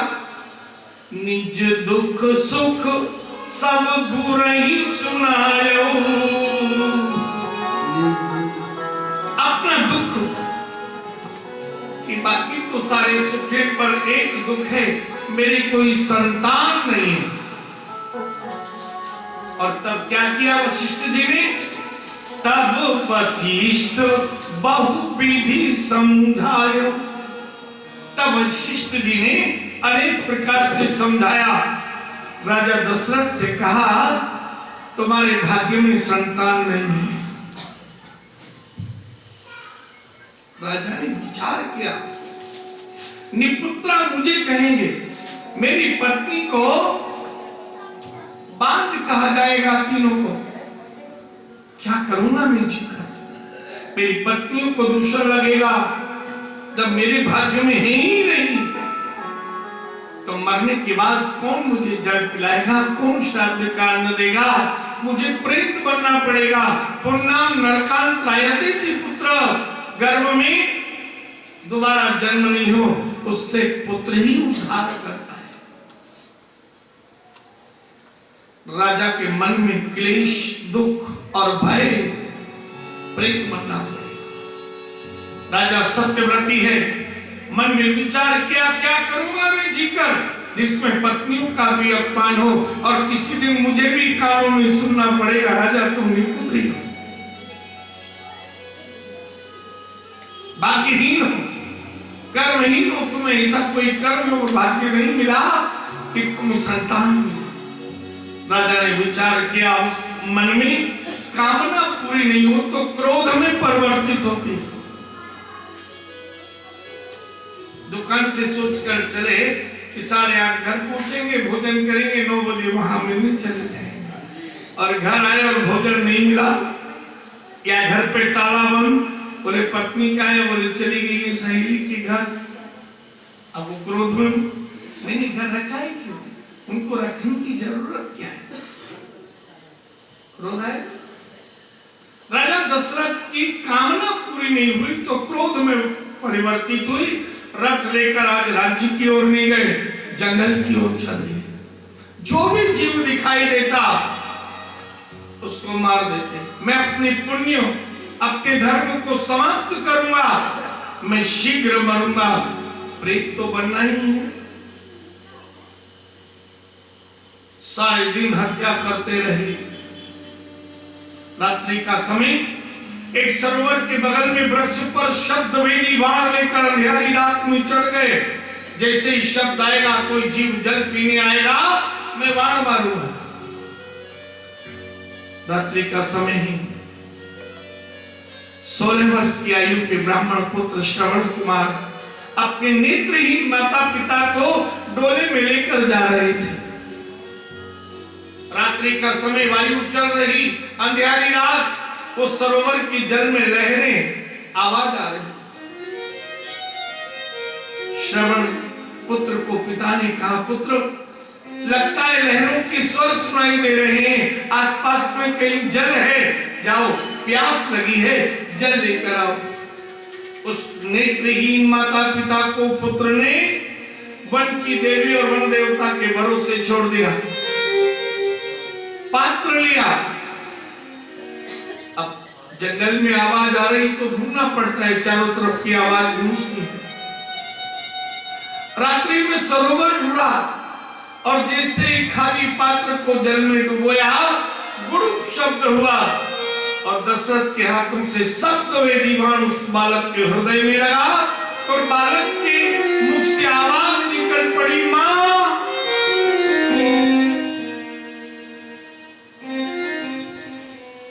राजा दशरथ ने मनी मन विचार किया, तू तो निपुत्री था ही, आज तूने अपने हाथों से किसी मां की कोख उजाड़ दी, किसी बालक के प्राण ले लिए। उतर के आए वृक्ष से, देखा चंदन तिलक लगा हुआ, बाल योगी रूप, गले में माला पहने हुए, पीतांबर धारण किया हुआ, लगता है ये तो कोई ब्रह्म हत्या हो गई।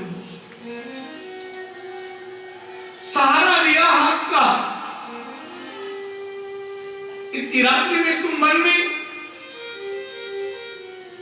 मेरा विश्वास में लग गया है। हाथ में जल का पात्र है, राजन विष्णु मेरे शरीर पर प्रवाह कर रहा है, दम घुट रहा है। उस वृक्ष के नीचे मेरे माता पिता प्यासे हैं, उन्हें जल पिला देना। प्राण निकल गए। राजा ने मृत बालक के शरीर को जल समाधि सरोवर में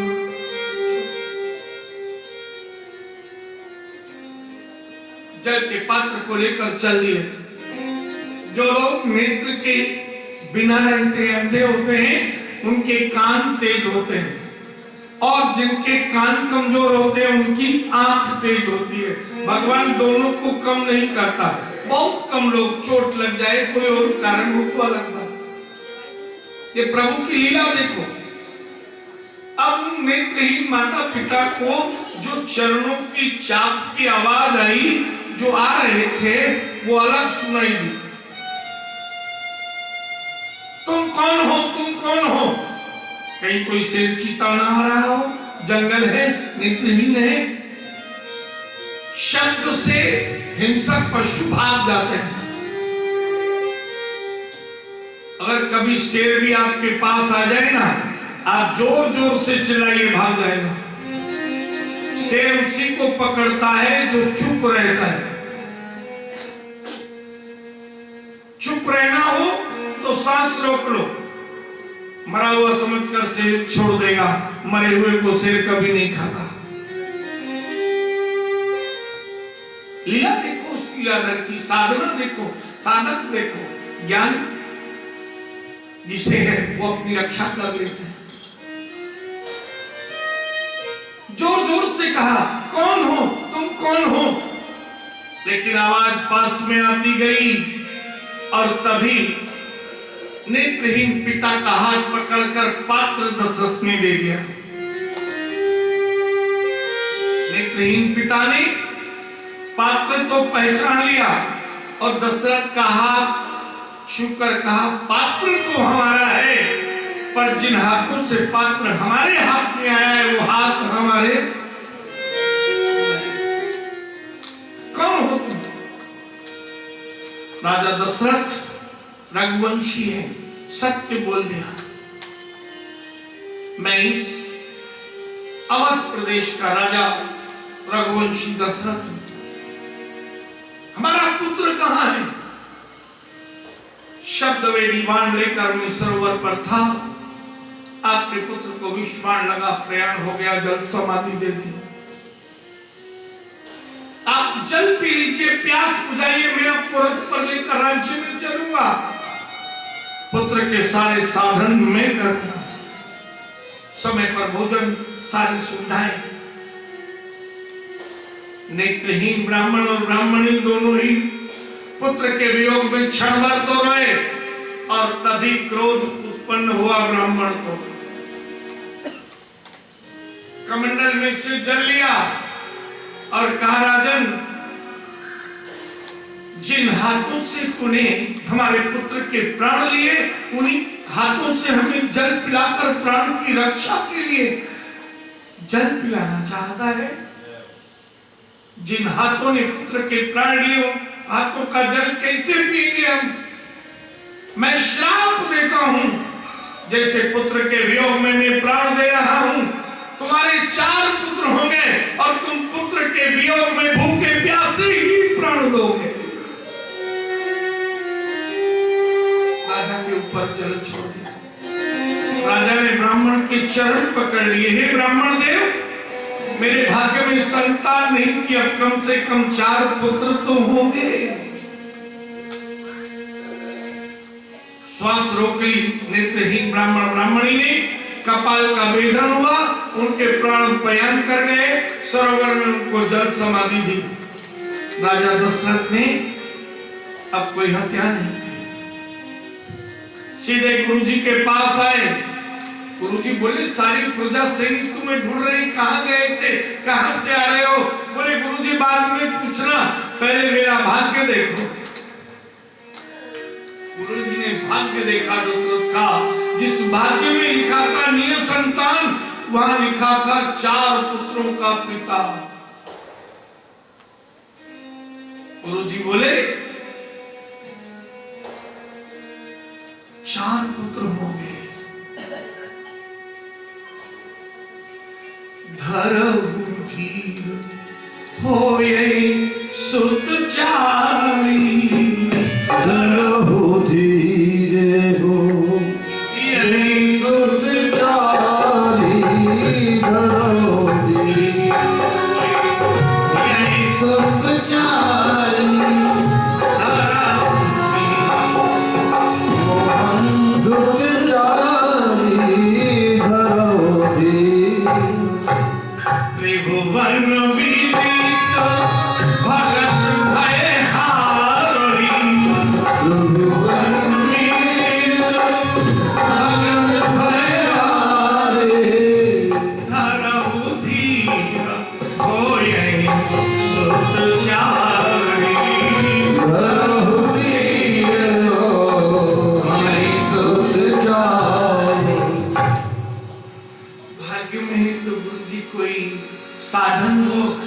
सा व्रत करें, कौन सा जप करें, कौन सा दान करें, कौन सा यज्ञ करें, जो भाग्य में प्राप्त कल होना है वो आज ही मिल जाए। धर्म और पुण्य क्या करता है, जो तुम्हें सुख मिलना है वो आज से मिलना आरंभ हो जाता है। ये धर्म करता है, पुण्य की गति है। वशिष्ठ जी ने कहा, राजन, मैंने तुम्हारे राज्य में अन्न का भक्षण किया है। पुरोडास यज्ञ करने से पुत्र की प्राप्ति हो सकती है। श्रृंगी ऋषि है तुम्हारे राज्य में, केवल फल भक्षण करते हैं, उनके द्वारा यज्ञ करने पर तुम्हें संतान की प्राप्ति होगी। राजा ने कहा, तो बुलाइए। सैनिक भी ढूंढते हुए राजा को आ गए थे, क्योंकि एक दिन रात से राजा का पता नहीं था। सैनिकों को कहा, जाओ। वशिष्ठ जी ने बुलाना भेजा था, श्रृंगी ऋषि आ गए।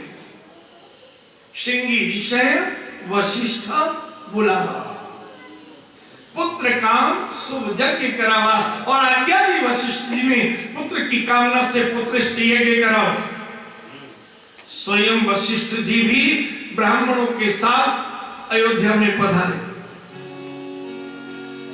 पुत्रष्ट यज्ञ ऐसा होता है, उसमें ब्राह्मण आहुति देते हैं, यजमान केवल स्वाहा शब्द बोलते हैं। भगत सहित मुनि आहुति देने, प्रगटे अग्नि चरु कर लीने। तीनों रानियां और दशरथ जी स्वाहा स्वाहा बोलते। अग्निदेव प्रकट हुए चरु लेकर, वशिष्ठ जी ने ले, और वशिष्ठ जी ने यज्ञ का प्रसाद लेकर कहा, ये हबी बात दे नृप जाई, जथा जोग जय भाग बनाई। इस हविष्यान्न को जाकर बांट दो यथा योग्य भाग बनाकर। केकई बड़ी प्रसन्न हुई कि महाराज मुझसे रोज कहते हैं कि मैं तुमसे ही प्रेम करता हूं, बाकी दो रानियों से तो केवल दिखावटी व्यवहार करता हूं। अब तो ये सारा प्रसाद मुझे ही मिलेगा। बड़ी प्रसन्न। आज मेरा कितना सम्मान होगा, आज मेरे सम्मान का बल सर्वश्रेष्ठ होगा। और तभी देखा केकई ने, राजा दशरथ ने वो भाग लिया और उसके दो भाग किए। मेरे अलावा भी एक रानी को और मिलेगा। चलो, पहले तो मुझे ही मिलेगा। और तभी राजा दशरथ ने क्या किया, केकई की जगह कौशल्या को बुला लिया। आज बड़ी बड़ी बन गई। आज सुख का अवसर आया तो केकई को नहीं पूछा, कौशल्या को। और उसमें भी क्या किया, अर्धभाग कौशल्य, आधा कौशल्या को दे दिया। अब तो केकई को आया क्रोध। राजा दशरथ ने भी देख लिया केकई को क्रोध आ गया, कौशल्या जी ने भी देख लिया क्रोध आ गया, सुमित्रा ने भी देख लिया, वशिष्ठ जी ने भी देख लिया। अब राजा में इतना पुरुषार्थ और हिम्मत नहीं थी राजा दशरथ में कि केकई को अपने हाथ से दे दे। जो आधा बचा उसके दो भाग किए और सुमित्रा जी से कहा, एक तुम ले लो और एक उनको दे दो। मैं इतनी भी सम्मान के लायक नहीं रही कि अपने हाथों से मुझे देते, सौतन के हाथों से दिला। और बड़ी वाली को दुगना। क्रोध की सीमा न रही। अब कुछ कहना दे सुख अवसर पर, कौशल्या जी कुशल हैं, इसलिए नाम है कौशल्या। उन्होंने अपने हिस्से के दो भाग बनाए और सुमित्रा जी से कहा, ये भी छोटी बहन को दे दो। उसके मन में जो ईर्ष्या है वो प्रेम में परिवर्तित हो जाए। केकई को लगा, अगर पति अपने हस्तों से देते तो था सम्मान, अब सौतन दे रही है, ये है अपमान। नहीं नहीं, महाराज ने आपको दिया है, आप पी लो। कौशल्या जी ने सुमित्रा से कहा, आप 2 भाग ले। सुमित्रा सुमित्र है, जो सब कहते वही कर लेती है। क्रोध आ रहा था, उस क्रोध में और घी डाल दिया। तभी वशिष्ठ जी ने कहा, ब्राह्मण वेद मंत्र उच्चारण करो, राजन आज्ञा दो, महारानी प्रसाद पाए। अब कैकेयी ने सोचा, गुस्सा में मुझे देख लिया तो कम से कम खाने के लिए तो पहले मुझसे ही कहेंगे। लेकिन राजा दशरथ ने फिर वही काम किया, कौशल्या जी पहले आप पाओ। कांपने लगी, आंखें लाल अंगारे की तरह, शरीर कांप रहा। वेद मंत्र ब्राह्मण उच्चारण करने लगे, कौशल्या जी भक्षण करने लगी। चरु पात्र हाथ में ही दिया जाता है, हविष्ठान में हाथ की अंजलि ही पात्र होती है। और जैसे ही पाने लगी, ब्राह्मण वेद मंत्र उच्चारण कर रहे थे तो पहला गर्भ धारण हुआ कौशल्या जी। सुमित्रा जी ने देख लिया कि कई भयंकर क्रोध में है, तो सुमित्रा जी ने कहा, देखो मेरे पास 2 भाग हैं, मैं धीरे खा पाती हूँ, आप तेज खा लेती हो, इसलिए पहले आप पाओ। सुमित्रा तो कम से कम सम्मान कर रही है, मुझे मानना चाहिए। ऐसा विचार कर क्रोध में कैकेयी खाने लगी। उसी समय एक चील आई और अंजलि में से आधा उठाकर चोंच में भर के, भगवान की कृपा हो उसमें क्रोध आ जाए तो वो भी कृपा भी दूसरे को मिलती है। अब वो चारने भर भी रह गया, 2 आने, 8 आने खा लिया बड़ी ने और हमें मिला 2 आने। पर क्रोध में विचार किया, इतना ही खा ली तो दूसरा गर्भ धारण हुआ कैकेयी की गर्भ। इधर चील लेकर उड़ रही थी, पीछे एक गीध ने देखा चील के मुख में भोजन है। वो गीध चील को पकड़ने के लिए, गीध की उड़ने की शक्ति ज्यादा है, चील ने डर के मारे वो हविष्यान्न मुंह से छोड़ दिया। अब डाकू हमारे पीछे लगे तो हम क्या करते हैं, रुपए की अटैची फेंक देते हैं, ले भैया जान बची। और अब उस चील ने वो हविष्यान्न छोड़ दिया, पवन देवता उसे उड़ाने लगे। गंधमादन पर्वत पर वानर राज केसरी की पत्नी अंजनी सूर्य को अर्घ दे रही थी। पवन देवता ने वो प्रसाद जो चील के मुख से गिरा था, वो हविष्यान्न अंजनी में गिरा दिया। अंजनी को लगा ये भगवान सूर्य ने प्रसाद दिया है। अंजनी ने पा लिया तीसरा गर्भ अंजनी के देह में। 2 भाग सुमित्रा जी ने पाए तो 2 गर्भधारण सुमित्रा जी को 5 अवतार हुए। धीरे धीरे पृथ्वी पर ईश्वर अंश प्रकट हो गया था। जा दिन ते हरि गर्भई आए, सकल लोक सुख संपत्ति छाए। रिद्धि सिद्धि अणिमा लगिमा सब आनंदित, शीतल मंद वायु बहने लगी, सूर्य भी शीतल बहने लगे, सुगंधित वृक्ष फल से लद गए, फूलों से लद गए। धीरे धीरे समय व्यतीत होने लगा। चैत्र मास शुक्ल पक्ष 9वीं तिथि, बिल्कुल मध्य दोपहर का समय, ठीक 12 बजे कौशल्या के गर्भ से अवतार हुआ। 4 भुजाओं से श्याम वर्ण। कौशल्या जी ने बड़ी सुंदर स्तुति की। भय प्रगट कृपाला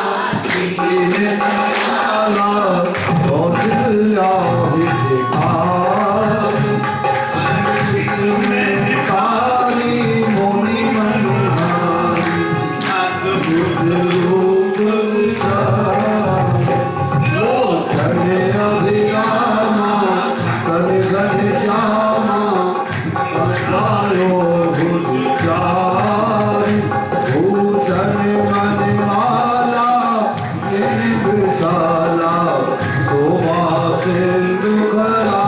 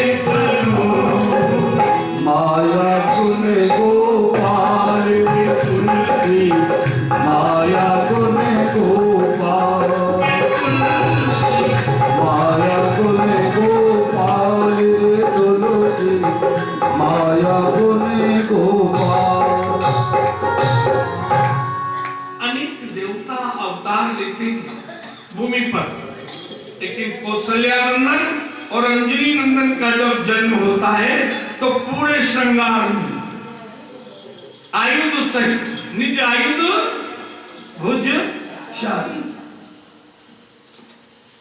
मुकुट लगा हुआ है, वस्त्र धारण किए हुए हैं, स्तुति की जानती थी।